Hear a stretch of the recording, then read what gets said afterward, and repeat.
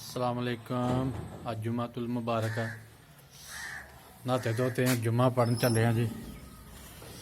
घरों बाहर निकल गए इंशाल्लाह।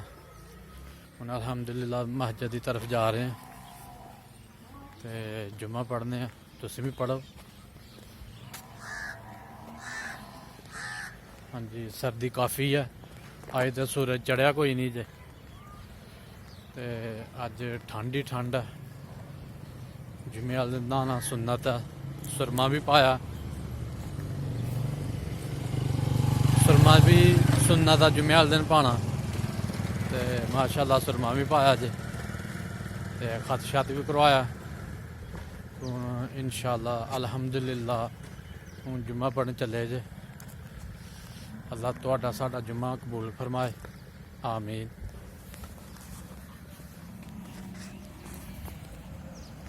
ونعوذ بالله من شرور انفسنا ومن سيئات اعمالنا من يهده الله فلا مضل له ومن يضلل فلا هادي له ونشهد ان لا اله الا الله وحده لا شريك له ونشهد ان محمدا عبده ورسوله وخاتم النبيين اما بعد فاعوذ بالله من الشيطان الرجيم بسم الله الرحمن الرحيم سبحان ربك رب العزه عما يصفون وسلام على المرسلين والحمد لله رب العالمين بارك الله لنا ولكم في القرآن العظيم ونفعنا وإياكم بالآيات والذكر الحكيم إنه تعالى جواد كريم ملك بر رؤوف رحيم.